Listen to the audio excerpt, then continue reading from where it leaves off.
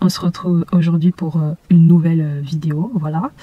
Et ouais, c'est trop gênant de le faire dehors. Là, à tout moment, quelqu'un peut passer, peut me regarder en train de parler devant une caméra, mais c'est qui c'est folle. Enfin, c'est très commun aujourd'hui de parler devant une caméra, mais bon, quand même, j'arrive toujours pas à m'y faire. Voilà. Oh merde, il y a quelqu'un qui arrive, génial.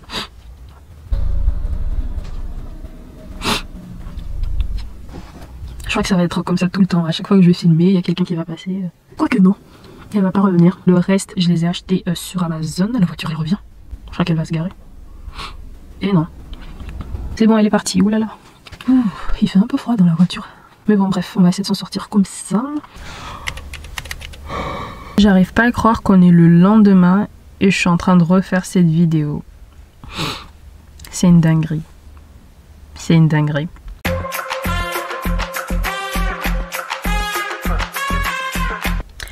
Bref, bonjour à tous, c'est Waria, on se retrouve aujourd'hui pour une nouvelle vidéo. Et au vu du titre, bah vous avez deviné, hein, il n'y a pas une grande surprise là-dessus.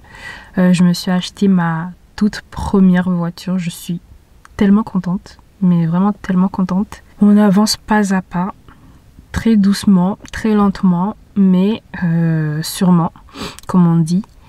Et voilà, je suis trop contente de faire cette vidéo aujourd'hui et donc de vous présenter ma nouvelle voiture.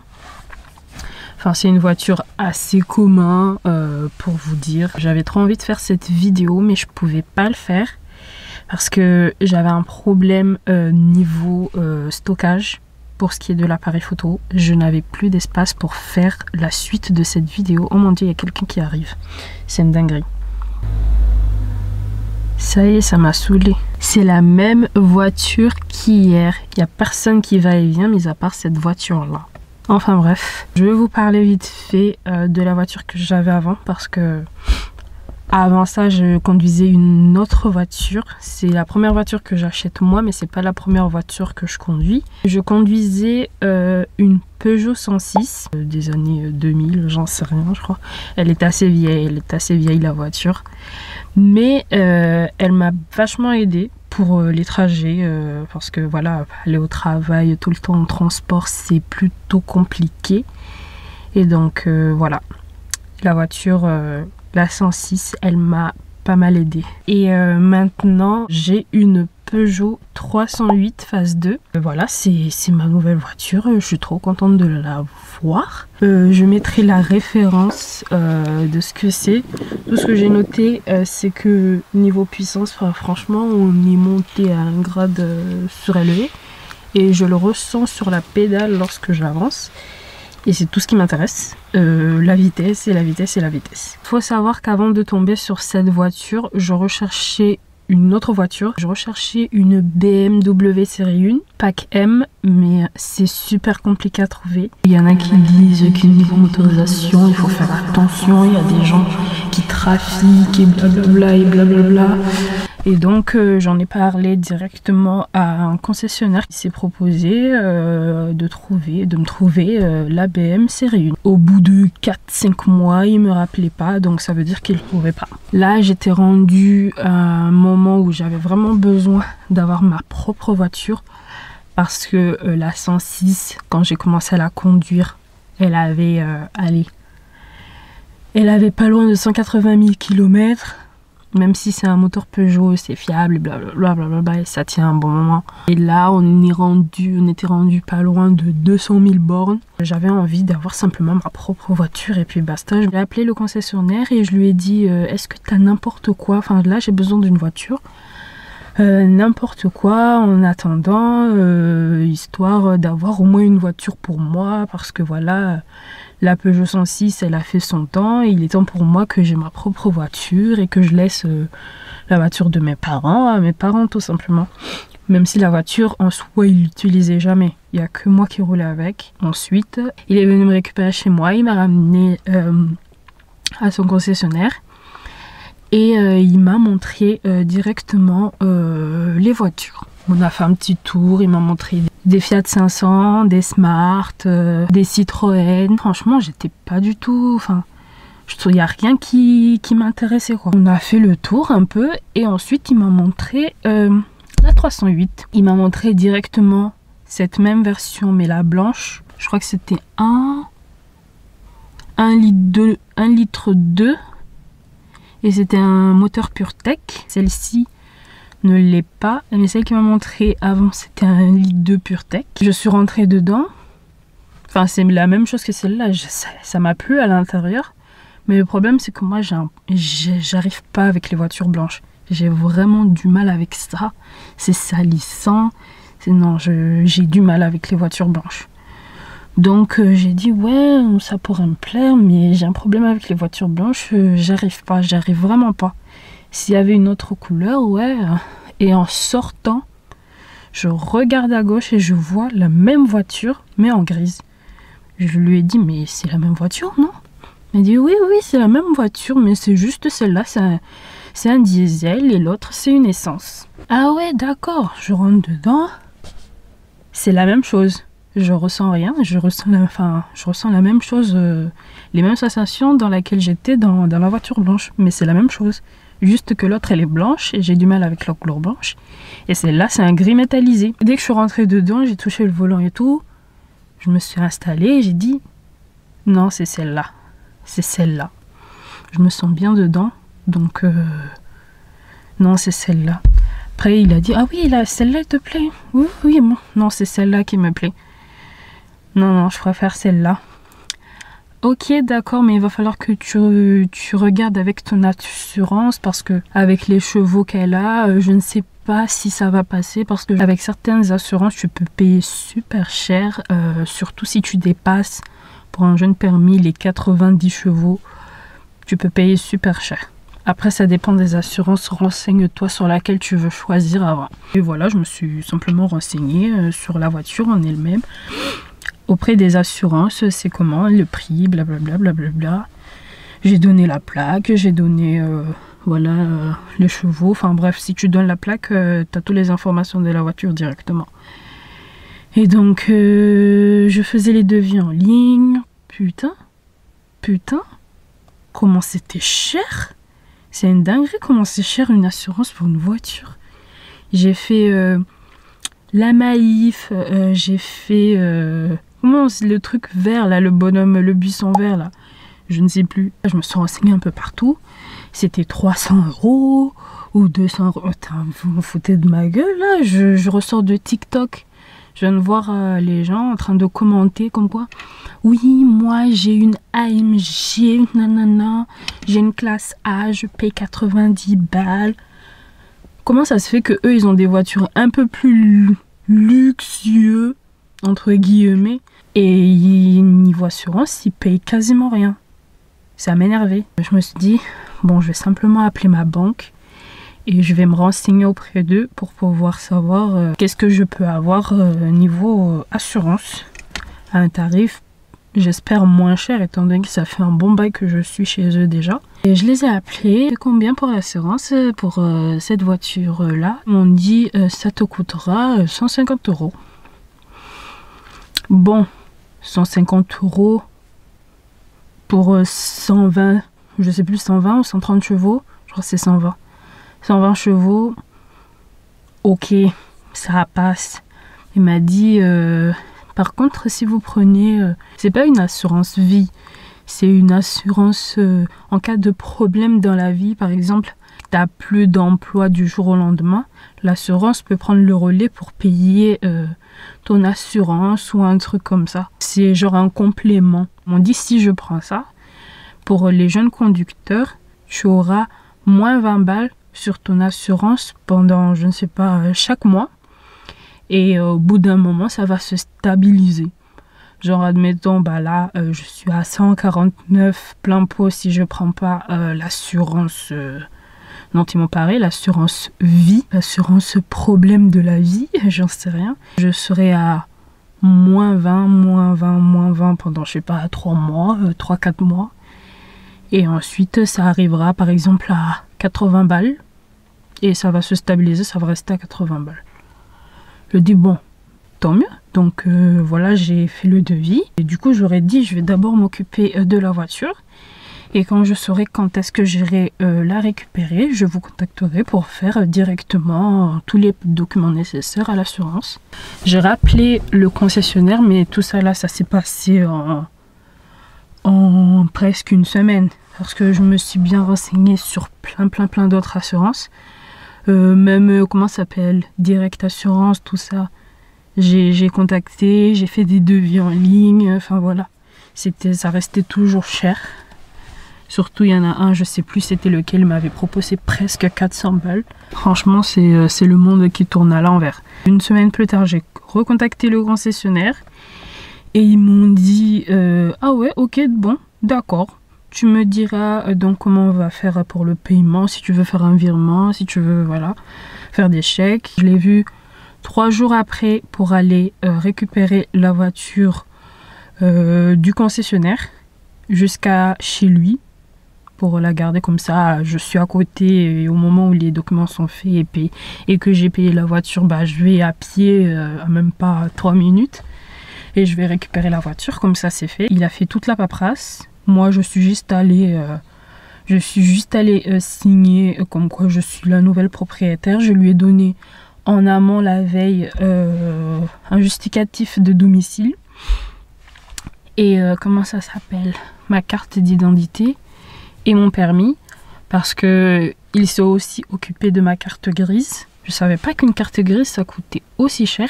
J'ai presque payé presque 300 balles quand même. Et le jour même, j'ai signé les documents, j'ai récupéré la voiture. On est parti faire un petit tour. J'ai jusqu'à ce jour un peu du mal des fois à la conduire pour ce qui est du démarrage. Dès que je démarre, j'ai l'impression que la voiture elle me propulse directement vers l'avant. Je suis pas du tout habituée étant donné que sur la 106 l'embrayage il est un peu plus dur, même si je l'avais changé il y a moins d'1 an, mais ça reste toujours aussi dur à l'appui. Et là, un petit coup léger et ça part tout seul. Le lendemain, je suis partie faire quelques achats pour la voiture. Donc là que je vais débuter mon petit car tour. J'ai fait quelques petits achats à Noroto, j'ai acheté des sambons, des petits trucs pour améliorer la voiture tout simplement. Et entre temps, j'avais une commande Shein que j'ai faite 1 semaine et demie avant, parce que dès que j'ai vu la voiture, enfin bref, dans ma tête c'était sûr comme quoi j'allais prendre cette voiture. Donc j'ai tout installé et le problème c'est, comme je l'ai dit en début de vidéo, c'est que je n'avais pas d'espace sur la carte SD que j'ai. 256 Go, c'est plutôt petit. Les vidéos en 4K c'est super lourd. Donc c'est pour ça que je pouvais pas du tout filmer. J'ai dû attendre justement cette commande Shein qu'elle arrive, parce que j'avais commandé un disque dur externe pour pouvoir justement faire cette vidéo que je ne pouvais pas faire le jour J. J'aurais peut-être dû filmer avec mon téléphone, comme quoi oui voilà, aujourd'hui je vais aller récupérer ma voiture et nanana, et j'aurais pu l'intégrer directement à cette vidéo.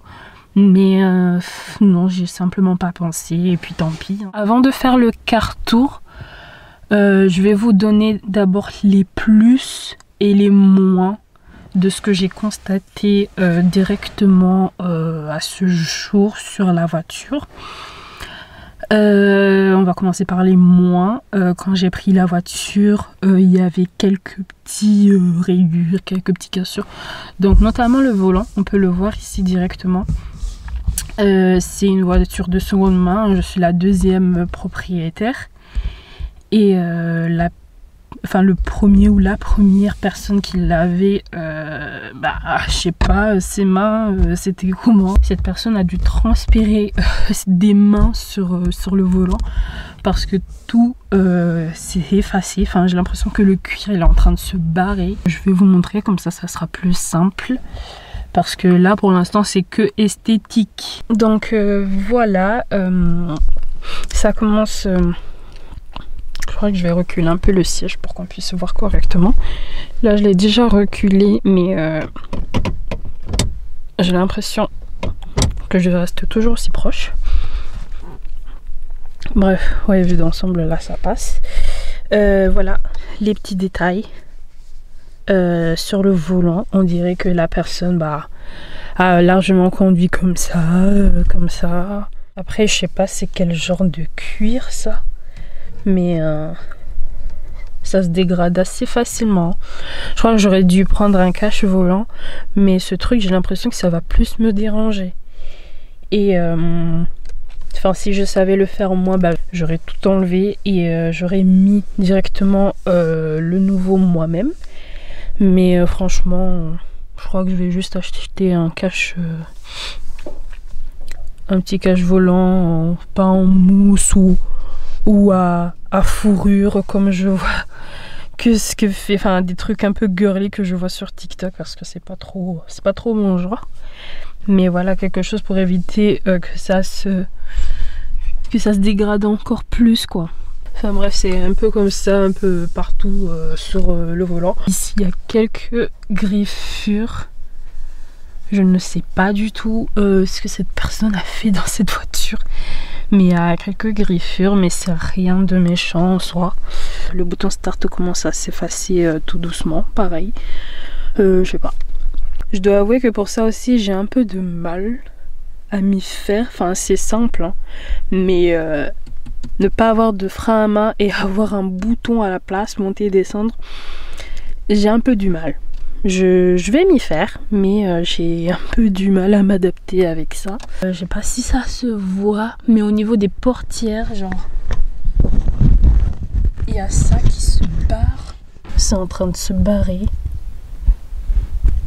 sur les poignées de porte. Voici la voiture de façon générale. Oui, il y a quelques accessoires que j'ai achetés sur Chine qui se voient direct. Enfin voilà, il n'y a pas grand chose de nouveau en soi. Voici l'avant, voici l'arrière.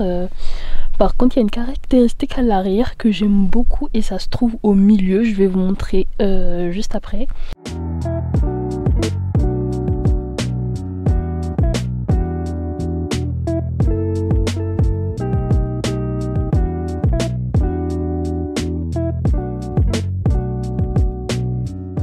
Le tapis il est sale, faites pas gaffe à mes shoes, voilà. Je suis simplement venue avec mes chaussettes, j'avais trop la flemme de mettre des bottes ou je ne sais pas quoi.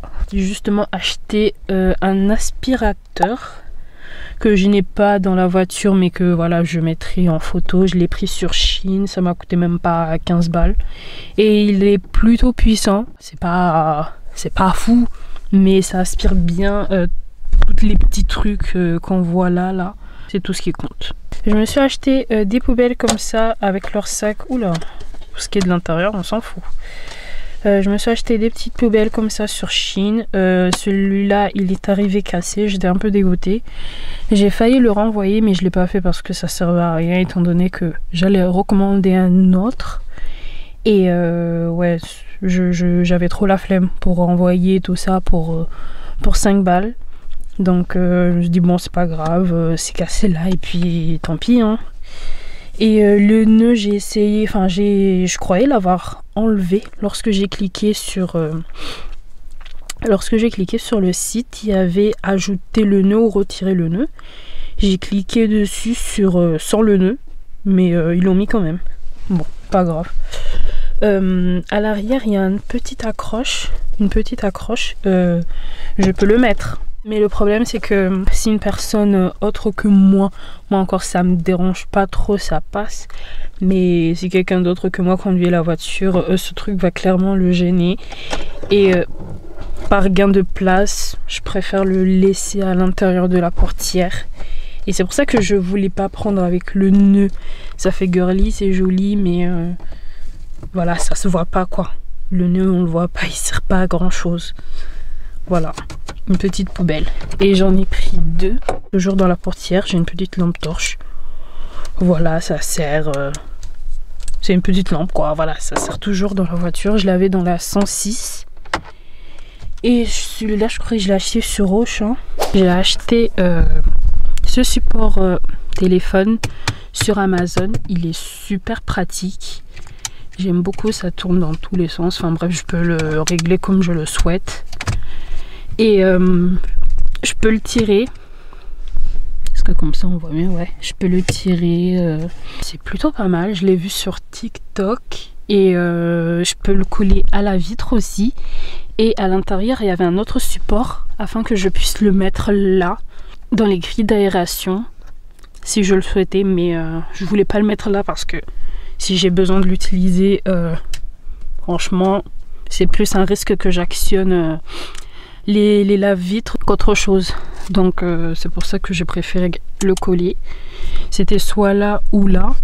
Mais si je baisse par exemple la vitre et qu'il y a un motard qui passe, il peut vite fait arracher mon téléphone normal. Enfin après tout, je suis pas loin de Marseille, donc non, je préfère même pas prendre ce risque. Si admettons j'ai envie de baisser, c'est l'été, j'ai envie de baisser la vitre et tout, je pose mon téléphone là, la personne passe, prend mon téléphone et ciao quoi. J'ai pris aussi un support gobelet. Au cas où s'il y a une autre personne dans la voiture qui monte, parce que j'en ai déjà un là, mais s'il y a une autre personne qui monte dans la voiture, bah, elle pourra aussi poser son gobelet. Dans les moins, j'ai oublié de vous dire, enfin c'est un truc assez important quand même, enfin c'est pas important de fou parce que tant que tu as le téléphone ça passe, mais sur cet ordi de bord je n'ai pas le CarPlay. Donc je vais devoir l'installer moi-même parce que le CarPlay d'origine, si c'est un NAC, on l'a directement en branchant le câble USB au téléphone. Mais là, même si j'ai essayé n'importe quel câble, ça fonctionne pas étant donné que c'est pas un NAC mais un SMEG. Du coup, je vais devoir aller acheter le boîtier du CarPlay et l'installer moi-même. J'ai pris des sambons. Enfin là c'est un parmi ceux que j'ai acheté parce qu'au final je n'arrivais pas à me décider. J'ai pris celui-là et j'en ai pris un autre. Celui-là c'est le linge frais, je crois. Oui c'est le linge frais.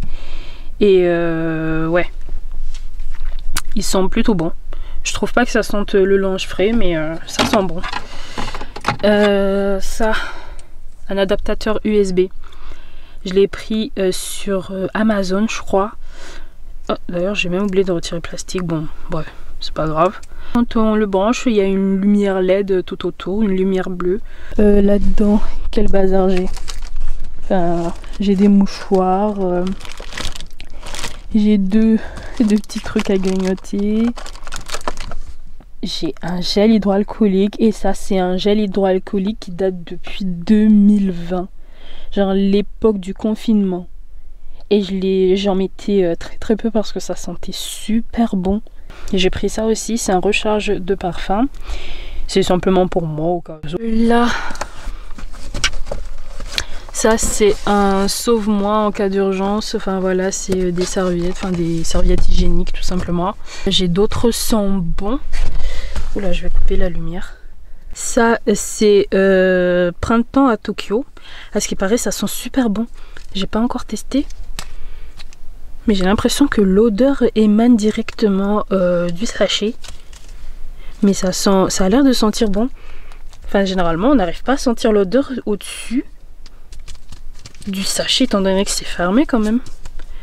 Mais ça sent bon. C'est ce que la caissière m'a dit en tout cas quand je l'ai pris. Et ça c'est Escale à Bora Bora. Pareil, ça sent super bon. Enfin bref, j'ai l'impression que c'est quasiment la même odeur, mais je sais pas. J'ai l'impression que l'odeur émane sur le sac plastique. Mais c'est pas logique. Normalement ça sort pas. Tu prends, tu testes et adviendra que pourra si ça sent bon ou pas. Ça c'est manuel de la voiture, blablabla. Ça c'était vendu avec le support de téléphone. Je ne sais pas du tout à quoi ça sert. Peut-être c'est une rechange au cas où si ça colle plus. Je sais pas. Mais en tout cas c'était vendu avec. Avec ça aussi comme je vous l'ai montré. Ça c'est simplement de quoi nettoyer les lunettes. J'ai un A que je ne colle pas. Alors pourquoi je ne le colle pas? Tout simplement parce que les personnes, quand ils remarquent que vous êtes jeune conducteur, ils sont aigris, ils vous aiment pas. C'est totalement gratuit, mais vraiment totalement gratuit. Donc je crois qu'au bout de 2 ans de permis, j'ai retiré le A. De toute façon, il commençait à s'effacer, on voyait plus que c'était un A et ça servait à rien d'en avoir un si ça se voit pas. Car le principe, c'est justement qu'on remarque que vous êtes jeune conducteur ou jeune conductrice. Mais moi, très franchement, je m'attirais les foudres des personnes gratuitement parce que j'avais le A. Donc je l'ai retiré et à ce moment-là, plus personne parlait quoi. Enfin, ça s'insultait ici et là parce que ouais, t'es passé trop tôt, tu devais pas passer, blablabla. Mais c'est beaucoup moins que quand t'es jeune conducteur. Enfin bref.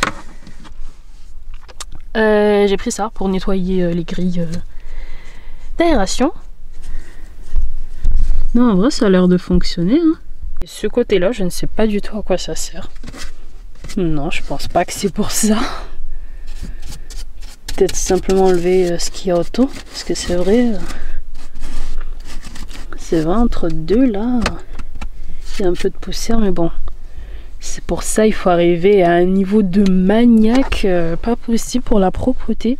Enfin pour les voitures, déjà généralement on est très investi dessus. On veut la laver tous les 3 jours parce qu'on ne supporte pas que ça soit sale. On veut tout le temps aller faire un tour. On devient chauffard carrément. Enfin voilà. Ça c'est simplement le début et c'est normal. Mais on finit toujours par se lasser quoi. C'est simplement l'euphorie d'avoir la première voiture. J'ai acheté de quoi couvrir la carte grise tout simplement quand je l'ai reçue. Elle est à la maison. Je me suis acheté ce sac de rangement pour la voiture pour éviter qu'il y ait des trucs qui traînent et tout parce que c'est un peu chiant.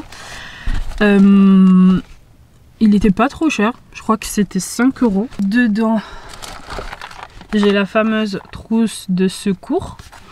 J'ai acheté ça que je dois coller sur comment ça s'appelle, les rétros. Quand j'aurai collé ça et qu'il pleut, l'eau ne va pas stagner sur les rétros quoi. Parce que moi c'est un truc qui me dérange quand je conduis, que je regarde sur les rétros et que je vois que c'est mouillé et tout, on voit quasiment personne, c'est super chiant. J'ai acheté ça aussi, c'est des petits entonnoirs pliables. Comme ça je pourrais mettre l'huile et l'eau. Mais par contre, ce que j'ai oublié d'acheter, c'est des lavettes ou des serviettes, voilà, pour pouvoir les nettoyer. Parce que remettre comme ça, là, c'est pas possible. C'est pas possible, il va falloir que j'en achète. Ça, c'est les sacs poubelles, du coup, pour les poubelles. Rien de bien fameux. Mais du coup, je vais le remplacer avec celui-là qui n'est pas du tout ouvert. Avec celui-là qui l'est. Des sacs de course. J'ai un triangle et aussi un gilet jaune. J'ai acheté des crochets pour accrocher les sacs quoi. Je crois que j'ai fait le tour de tout ça. J'ai parlé des moins mais j'ai pas fait les plus. J'ai beaucoup d'espace. Ordinateur de bord, ça y est. Mais bon, mais à part le fait qu'il n'y ait pas de CarPlay et Android dedans, je vais le faire moi. Voilà. Ça fait partie des projets que j'ai prévus pour cette voiture. Le siège, enfin à l'intérieur on est super confortable, mais vraiment très confortable. Le volant en lui-même il est très léger. Les projets, j'ai 2-3 projets sur cette voiture. Déjà le CarPlay, ensuite du coup c'est la fin de cette vidéo. J'ai été super contente de vous présenter ma nouvelle voiture, voilà, une nouvelle étape dans ma vie. Donc je vous dis à bientôt dans une nouvelle vidéo. De quoi je ne sais pas, comme d'habitude ça se fait dans le tas. Et je vous fais des bisous tout simplement. Voilà. Kissi boubou.